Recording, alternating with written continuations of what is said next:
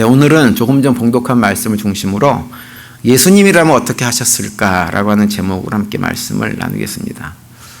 지난 주일날 제가 예수님을 우리가 믿는다고 할 때 그 믿는다고 하는 고백의 의미가 바로 예수님을 주님으로 영접한다라고 하는 것이다, 이렇게 말씀을 드렸죠. 그러면서 이제 예수님을 주님으로 영접하고 우리 내 삶의 주인으로 영접하고 내 영혼의 구주로 이렇게 영접하는 것, 그것이 예수님을 믿는다라고 고백할 때 고백의 내용이라고 했습니다. 그러면서 이제 예배를 마치면서 우리 한 목소리로 같이 예수님을 영접하는 기도를 함께 지난주에 드렸는데요. 예수님을 영접하는 기도를 이제 했기 때문에 우리가 해야 될 것은 뭐냐 하면 우리 안으로 들어와 계시는 예수님을 어떻게 해드려야 될까요? 주인으로 모셨으니까 주인 대접을 해드려야 됩니다. 영접해놓고 뒷방 늙은이 취급을 하면 절대로 안 됩니다. 방 하나 만들어 놓고 구석방 만들어 놓고 예수님 거기 조용히 계세요, 나머지는 제가 알아서 할게요, 그렇게 하면 절대로 안 되고, 예수님을 이제 삶의 중심에 모셔놓고 주인 대접을 해드릴 때 영접했다고 하는 것이 참된 의미가 있게 되어지는 것이죠. 오래전에 나온 책 가운데 기독교 고전으로 분류된 책이 어떤 책이 있냐면 예수님이라면 어떻게 하셨을까라고 하는 책이 있습니다. 이 책이 1896년도에 출간을 해가지고 지금까지 한 3천만 부 이상 전 세계에서 팔렸다고 그렇게 알려진 책입니다. 그래서 한때 또 이 젊은이들 사이에 팔찌에다가 이 책의 영어 제목인 What would Jesus do라고 하는 이니셜을 따가지고 WWJD라고 하는 이니셜을 이렇게 달고 이렇게 끼고 다니는 젊은이들이 꽤 많이 있을 정도로 그렇게 기독교인들에게는 오랜 세월 동안 굉장히 많은 영감을 불러일으킨 책이 바로 그 책입니다. 근데 그 책은 이제 소설이에요. 소설인데 어떤 내용이냐면 그 소설의 주인공이 헨리 맥스웰이라고 하는 목사님입니다. 근데 이 목사님이 이제 주일 준비를 하기 위해서 토요일 한참 바쁘게 주일 준비를 하고 있는데 교회에 아주 남루하게 입은 어떤 사람이 교회를 찾아왔어요. 와가지고 도움을 요청을 했습니다. 근데 이 목사님이 토요일이기 때문에 바빠 놓으니까 그분을 도와주지를 못했어요. 그런데 이제 그분이 다음날 주일날 또 교회를 오셨는데 예배에 참석을 하다가 갑자기 기절을 해버렸습니다. 그래서 이제 그분을 그 목사님이 자기네 집으로 모시고 이제 가서 잘 이렇게 돌봐드렸는데 이분이 이미 교회에 올 때에는 몸의 기력이 다 쇠진한 상태여가지고 결국은 오래 버티지를 못하고 숨을 거두게 되어집니다. 그래가지고는 이제 그 일로 인해가지고 헨리 맥스웰 목사님이 자신의 삶을 좀 깊이 돌아보게 돼요. 그러면서 그 사람이 처음 교회 방문을 했을 때, 도움을 요청했을 때 그 상황 속에서 나는 이렇게 했는데 예수님이라면 어떻게 하셨을까라고 하는 생각을 아주 깊이 묵상을 합니다. 그리고 그 묵상한 내용을 다음날 주일날 교인들과 함께 나누게 되죠. 그러면서 이제 이분이 교인들에게 제안한 것이 뭐냐 하면 앞으로 1년 동안 우리 각자가 어디서 어떤 일을 하면서 어떤 비즈니스를 하면서 삶을 살든지 간에 모든 순간순간마다 우리가 어떤 행동을 할 때 예수님이라면 이 순간에 어떻게 하셨을까라고 하는 생각을 하면서 모든 것들을 결정하고 우리 행해 봅시다, 이렇게 성도들한테 제안을 해요. 그리고 성도들이 그 제안을 흔쾌히 받아들여 가지고 성도들이 1년 동안 자기 삶의 자리에서 무슨 일을 하든지 예수님이라면 어떻게 하셨을까라고 하는 고민 속에서 삶을 살게 되는데 그 1년 동안에 교인들의 삶과 교회에 엄청난 변화를 겪게 된다고 하는 것이 그 소설에서 얘기하는 핵심 내용입니다. 혹시 그 책을 읽어보신 분 계세요? 손 들어보세요. 손은 참 안 들어요, 우리는. 계실 거예요, 아마. 계시는데 안 읽어보신 분들은 책을 구하셔가지고 한번 읽어보시기 바랍니다. 소설이기 때문에 어려운 책이 아니고 굉장히 단순한 책입니다. 그리고 재밌습니다. 그런데 저는 어렸을 때 이제 그 책을 읽고 몇 년 전에 한번 그 책을 다시 읽었었어요. 그런데 그 책을 읽을 때마다 다시 드는 생각이 뭐냐 하면 왜 사람들이 이 책을 읽고 그렇게 놀라운 어떤 일로 다가와서 내가 이제 새롭게 이렇게 해봐야 되겠다. 예수님이라면 어떻게 하셨을까라고 하는 생각 속에 살아봐야 되겠다라고 하는 그런 다짐들을 새롭게 하는 것일까라고 하는 생각이 좀 들었어요. 왜 사람들이 그러지? 그럴 필요가 없는 것인데 왜 그러냐면 사실은 그 책에서 하고 있는 매일매일 일상의 삶을 살아갈 때 예수님이라면 이때 어떻게 하셨을까라고 고민하고 묵상하는 그 일을 예수님을 주님으로 영접한 우리들이라면 어떻게 해야 되나요? 당연하게 그것을 해야 하는 거예요. 예수님을 영접하는 순간부터 우리는 예수님이라면 이 상황에서 어떻게 하셨을까라고 하는 고민을 매일매일 하면서 거기에 맞춰서 삶을 살아가야 하는 것입니다. 그래서 자기를 부인하고 자기 십자가를 지고 예수님을 따라가는 거예요. 예수님이 걸어가신 그 길을 따라가기 위해서 애를 쓰는 거예요. 그것이 지극히 정상적인 우리 크리스찬의 상태인 거죠. 달리 얘기하면 갈라디아서 2장 20절 말씀을 매일매일 고백하고 살아가는 거예요. 거기 보면 이렇게 말씀을 하고 있죠. 내가 그리스도와 함께 십자가에 못 박혔나니 그런즉 이제는 내가 사는 것이 아니요 오직 내 안에 그리스도께서 사시는 것이라. 이제 내가 육체 가운데 사는 것은 나를 사랑하사 나를 위하여 자기 자신을 버리신 하나님의 아들을 믿는 믿음 안에서 사는 것이다. 이렇게 말씀을 하고 있습니다. 내가 사는 게 아니에요. 내가 사는 게. 누가 사는 거예요? 그리스도께서 내 안에 사시고 그분이 드러나야 되는 것이 우리의 삶이 성도들의 삶의 진짜 모습이어야 되는 거죠. 그래서 예수님을 주님으로 영접한 사람들은 예수님이 생각하신 것처럼 생각하고 예수님처럼 말하고 예수님처럼 행동을 해야 하는 사람들이에요.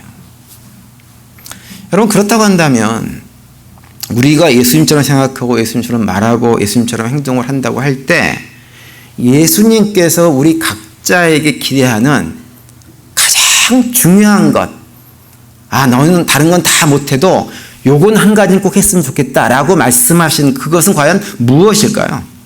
무엇이 가장 중요할까요? 예배를 잘 드리는 게 중요할까요? 아니면 헌금을 많이 하는 게 중요할까요?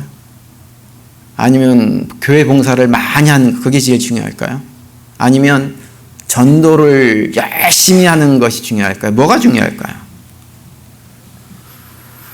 제가 뭐가 제일 중요하냐고 여쭙는 이유는 뭐냐면 우리가 어떤 일을 아주 열심히 다 잘해도요 만약에 핵심을 놓쳐서 그 중요한 일을 하지 않으면 어떻게 되나요?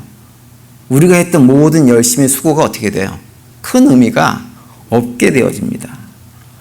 전혀 의미가 없는 것은 아니겠지만 예수님 입장에서는 그거 말고 다른 거 했으면 좋겠는데 왜 자꾸 너는 그것만 하지 하는 마음을 예수님께서 얼마든지 가지실 수가 있어요. 그래서 우리가 믿음의 길을 걸어갈 때 정말 열심히 해야 될 것이 무엇인지를 정확하게 알아야 됩니다. 그래서 우리가 설령 그 예수님께서 정말 중요하게 생각하는 그 한 가지를 제대로 알고 행하게 되어지면 다른 것들은 좀 다 부족하고 연약해도 예수님 입장에서는 그게 큰 문제가 되지 않으시겠죠. 그렇지 않겠습니까? 제가 몇 달 전에 우리 성도님들한테 말씀을 한번 드렸죠. 우리가 신앙생활하면서 가장 집중해야 될 것이 하나 있다. 그것이 뭐라 그랬습니까? 관계다 이렇게 말씀드려요. 관계. 기억하세요? 아직 처음 듣는 얘기세요? 관계다 이렇게 말씀드렸죠. 관계. 그죠? 하나님과의 관계와 이웃과의 관계가 가장 중요하고 우리가 거기에 집중해야 된다 이렇게 말씀을 드렸었죠. 그런데 그 관계를 잘 하려고 하면 정말 우리가 해야 될 것이 하나 있어요. 그것이 돼야만 하나님과의 관계도 잘 되고 이웃과의 관계도 잘 세워지게 되어집니다. 예수님은 우리한테 그것을 잘 하기를 원하시는 거예요. 그게 뭘까요? 그것에 관한 얘기가 오늘 우리가 읽은 본문 속에서 나오고 있어요. 관계를 잘 세우기 위해서 꼭 필요한 한 가지가 그것이 무엇인지 오늘 본문이 우리에게 말씀을 해주고 있습니다. 오늘 우리가 읽은 본문은 예수님의 제자 베드로가 예수님에게 주변의 사람들이 나한테 잘못을 했을 때 그걸 몇 번까지 용서해 줘야 됩니까? 라고 하는 질문으로부터 오늘 본문이 시작이 되어집니다. 제자 베드로가 이렇게 그 질문을 하면서 이렇게 얘기를 하죠. 예수님, 7번까지 하면 됩니까? 이렇게 물어봐요. 제자 베드로가 7번까지 하면 되냐고 물어본 이유는 뭐냐면 7이라고 하는 숫자는 완전 숫자예요. 유대인들의 개념에서는 완전 숫자이기 때문에 7번쯤 하면 완전하게 내가 용서할 만큼 다 용서했다고 생각을 해서 이렇게 물어본 거예요. 그랬더니 예수님께서 그 질문을 들으시고 뭐라고 말씀하시냐면 7번뿐만 아니라 7번을 70번이라도 용서해 주라 이렇게 말씀을 합니다. 오늘 본문 바로 앞에 22절 보면 이렇게 돼 있어요. 예수께서 이르시되 내게 이르노니 7번뿐 아니라 7번을 70번까지라도 할지니라 이렇게 말씀합니다. 7번은 70번, 77이 49, 490번 해주라는 얘기가 아니고 무한대로 그냥 계속 용서해 주라고 말씀을 하고 있는 거예요. 그러면서 이제 하시는 얘기가 뭐냐면 오늘 우리가 읽은 본문인 1만 달란트 빚진 자 비유로 예수님께서 해주고 있는 거예요. 여러분 1만 달란트 빚진 자 비유에서 그 1만 달란트 빚졌던 사람은 누구를 의미합니까? 누구예요? 우리 자신을 얘기해요. 우리 자신들. 우리들을 얘기하는 거예요. 하나님 앞에서 우리 모두는 다 어떤 사람들이었냐면 1만 달란트 빚을 졌던 사람들이에요. 1만 달란트는 어느 정도의 금액이냐면 일용 노동자가 매일 하루 벌어서 하루 먹고 사는 일용 노동자가 무려 15만 년 동안 일을 해가지고 그 돈을 한 푼도 안 쓰고 다 모아야지 모을 수 있는 금액이 1만 달란트입니다. 그러니까 1만 달란트 빚을 졌다고 하는 것은 무슨 얘기냐면 그 빚은 우리가 갚을 수 있다 없다. 전혀 갚을 길이 없는 것이라고 하는. 그런데 우리가 하나님께 지은 죄의 값이 어느 정도 되느냐? 1만 달란트 정도 되는 빚이라고 하는 거예요. 그런 죄의 빚을 우리가 지고 있었던 존재였다고 하는 거죠. 그런데 그 빚을 어떻게 하셨어요? 하나님께서 예수 그리스도를 이 땅에 보내주셔가지고 예수님의 대속의 은혜로 어떻게 하셨어요? 그 모든 죄를 다, 죄의 값을 다 탕감해 주셨어요. 우리가 그것으로 탕감받은 존재들이에요. 근데 우리가 뭘 잘 해가지고 열심히 해가지고 탕감해 줬느냐? 그게 아니에요. 하나님께서 우리의 죄의 빚을 다 탕감해 준 이유는 한 가지예요. 그냥 우리가 불쌍해서 탕감해 주셨어요. 그래서 27절에 보시면 이런 내용이 나오죠. 그 종의 주인이 불쌍히 여겨 놓아 보내며 그 빚을 탕감하여 주었던 이렇게 말씀을 하고 있습니다. 그러니까 주인이 빚을 탕감해 준 이유는 한 가지예요. 그냥 그 종이 1만 달란트의 빚을 지긴 했지만 그냥 불쌍했어요. 불쌍해서 빚을 다 탕감해 주어버렸다고 하는 거예요. 그런데 주인이 그 종에게 1만 달란트의 빚을 탕감해 주면서 한 가지 기대한 것이 있어요. 기대한 것이. 그것이 뭐냐 하면 그 종도 마치 주인에게 1만 달란트 빚을 탕감받은 것처럼 혹시라도 다른 사람이 자기에게 어떤 빚을 진 일이 있으면 그 빚진 사람을 어떻게 해주길 바랬을까요? 탕감해 주면서 살기를 원했다고 하는 거예요. 그래서 33절에 보면 이렇게 얘기합니다. 내가 너를 불쌍히 여긴 것 같이 너도 내 동료를 불쌍히 여김이 마땅하지 아니하냐. 그냥 불쌍히 여기면서 내가 너의 빚을 탕감해 준 것처럼 너도 탕감하는 자로 살아가라. 이렇게 말씀을 하신 거예요. 이게 주인이 종에게 기대했던 기대예요. 주인이 종에게 이런 얘기를 한 이유는 무엇이냐면 이 1만 달란트 탕감 받았던 종이 탕감 받고 나서 밖에 나가보니까 길거리 가다가 누굴 만나냐면 자기한테 100데나리온 빚진 사람을 만났어요.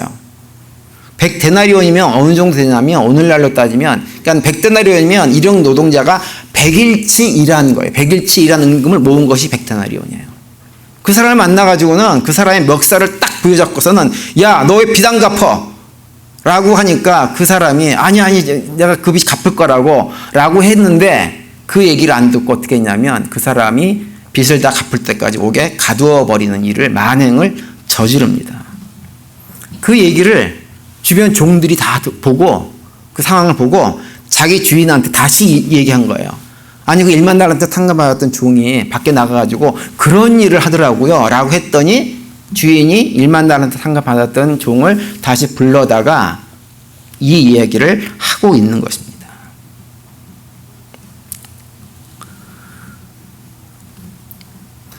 그러면서 하는 얘기가 내가 너를 불쌍히 여기지 않았느냐. 내가 너를 불쌍히 여겼으면 너도 설령 너한테 100데나리오 아니라 그 이상의 빚을 진 상황이 있다 하더라도 그런 것들을, 그런 사람들의 형편을 불쌍히 여기고 탕감해 주는 것이 마땅한데 왜 탕감이지 않느냐고 그를 책망을 합니다. 그러면서 책망으로 끝나지 않고 34절에 보시면 뭐라고 되어 있냐면 주인이 노하여 그 빚을 다 갚도록 그를 옥졸들에게 넘기니라, 이렇게 기록을 하고 있습니다. 그러면서 오늘 보면 마지막 절에 예수님께서 이렇게 말씀을 하고 있어요.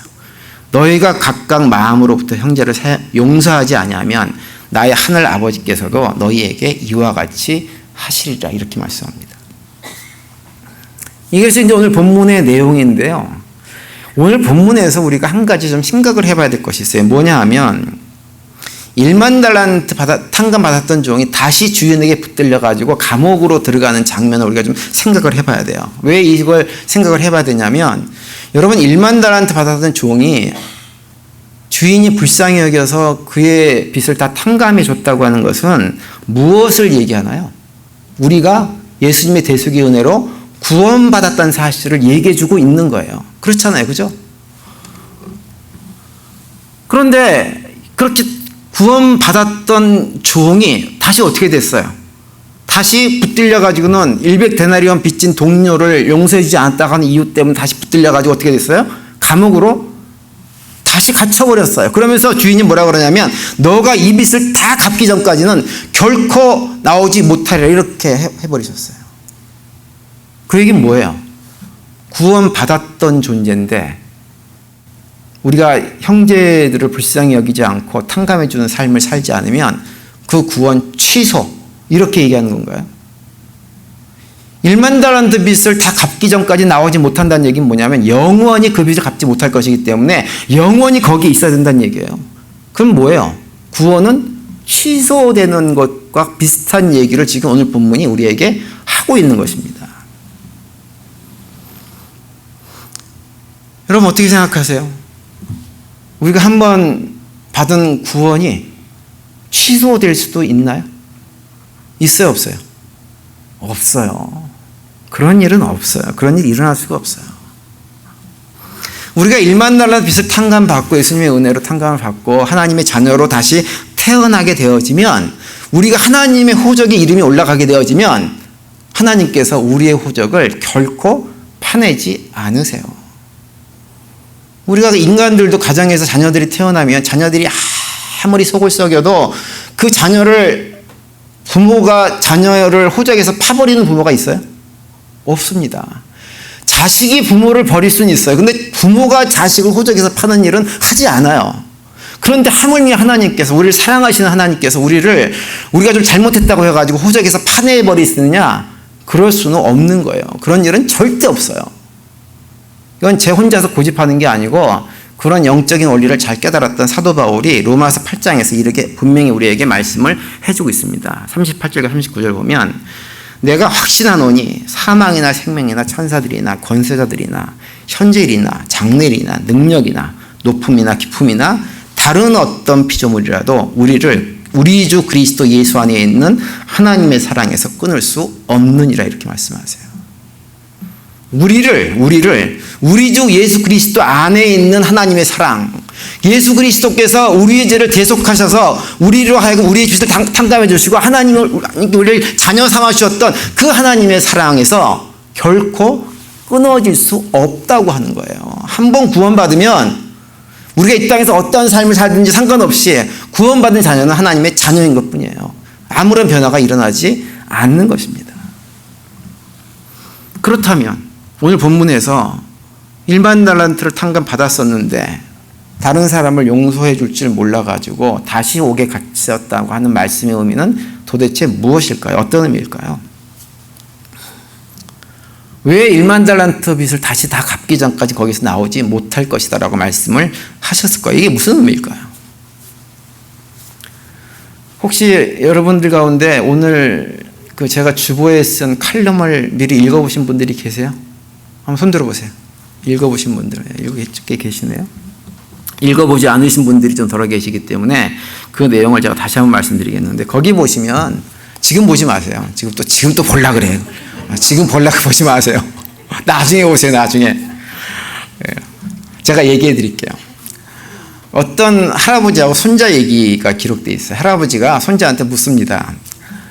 두 마리 늑대가 있었어. 싸움을 했는데 한 마리는 착한 늑대고 한 마리는 악한 늑대야. 악한 늑대하고 착한 늑대가 싸우면 누가 이길까? 이렇게 손자한테 물어봤습니다. 근데 손자가 그 얘기를 듣고 아무리 생각해도 답을 모르겠는 거예요. 그래서 할아버지한테 다시 누가 이기냐고 물어봤습니다. 그랬더니 할아버지가 뭐라고 그러냐면 내가 먹이를 준 늑대가 이긴단다 이렇게 얘기했어요. 내가 관심을 가지고 먹이를 주면서 키워준 늑대가 이긴다. 착한 늑대, 악한 늑대 그것이 중요한 것이 아니라 내가 관심을 가지고 먹이를 던져준 늑대가 이긴단다 이렇게 얘기를 했다고 하는 거예요. 제가 그 칼럼에 언급하고 있는 그 뇌과학자 박문호 박사님이라는 분은 어떤 얘기를 하냐면 우리가 살아가면서 이런저런 도전과 미혹들을 받을 때가 좀 많이 있죠. 그죠? 그런데 그런 도전과 미혹들을 이기는 최선의 방법이 무엇이냐 하면 그 도전과 미혹들을 이겨보려고 안간힘을 힘을 쓰는 것이 아니라 그런 도전과 미혹들을 그냥 무시해버리는 거라고 하는 거예요. 무시. 그 얘기를 합니다. 미혹을 이겨보겠다고 거기에 마음을 두고 그걸 안간힘을 힘을 쓰면 쓸수록 어떻게 되냐면 미혹이라고 하는 악한 늑대에게 계속 먹이를 주는 행위가 되어져 버리는 거예요. 저는 이것이 우리가 신앙생활을 할 때도 똑같은 원리가 적용된다고 생각을 합니다. 영적인 도전이나 어려움이 오게 되어지면 자꾸 거기에 매여가지고 전전긍긍하고 그러면 할수록 어떻게 되냐면 거기에 더 매이게 되어 있는 거예요. 그것을 이길 수 있는 제일 좋은 방법은 그걸 그냥 무시해버리는 것이 제일 좋고 시선을 다른 데로 돌려버려야 됩니다. 여러분 우리가 신앙생활 하면서 여러 가지 이렇게 어려움을 겪게 되는 경우들이 많이 있죠. 그런데 우리가 경험상으로 볼 때 가장 큰 어려움이 무엇이든가요? 물론 건강상의 어려움도 있고 무슨 뭐 이렇게 경제적인 어려움도 있고 여러 가지 어려움이 있긴 있는데 정말 신앙생활 하면서 제일 힘들고 어려운 게 무엇이든가요?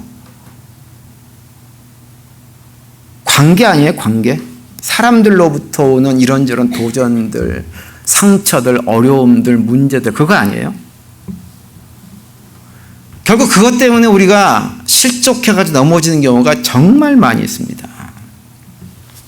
근데 우리가 이걸 갖다 조금 더 깊이 생각을 해보면 우리가 영적으로 주저앉게 되어지는 근본 원인은 누가 나에게 상처를 주고 아픔을 주어서가 아니에요. 생각을 해보면.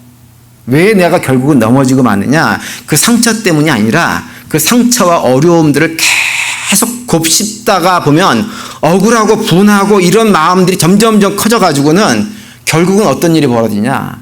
악한 늑대에게 먹이를 주는 꼴이 되어져 버리는 것입니다. 그래서 그 악한 늑대가 나를 잡아먹어 버리는 거예요. 그래서 무너지는 것입니다. 영적으로 주저앉는 거예요.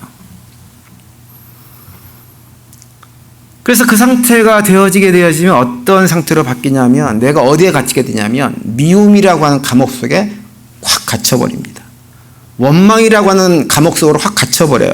분노라는 감옥, 불신이라는 감옥, 상처라는 감옥 속에 스스로를 가두어서 거기서 옴짝달싹 안 하고 있어버리는 거예요. 여러분 그렇게 감옥에 가두면 자기 자신을 감옥에 가두어가지고 있게 되어지면요 우리가 하나님의 자녀인 건 분명히 맞아요. 그건 변하지 않는 사실인데 그건 변하지 않지만 그걸 내가 그 감옥 속에 갇혀 살게 되어지면 어떤 일이 벌어지느냐 이 땅에 살면서 우리의 삶이 뭐가 될까요? 지옥이 되는 거예요. 지옥이. 우리 인생 짧다 그러죠.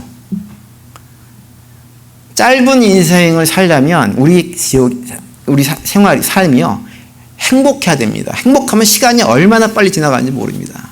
제가 여기 온 지 8개월 됐잖아요. 그죠? 만 8개월이 딱 지났거든요. 얼마나 시간이 빨리 지나가는지 모릅니다. 확 벌써 8개월 지나고 9월 달이에요. 왜 빨리 지나갔을까요? 행복했거든요. 제가 행복해가지고. 그런데 그게 아니라 삶이 지옥이잖아요. 그러면 어떻게 되는 줄 아세요? 하루하루가 얼마나 긴지 모릅니다. 하루가 천년 같아요. 정말로. 그렇게 삶을 살아가야 되는 거예요. 그런데 우리가 우리 스스로를 그걸 감옥 속에 가두고 살아가게 되어지면 영원히 끝나지 않을 것 같은 지옥 같은 삶이 매일매일 반복될 수밖에 없는 것입니다.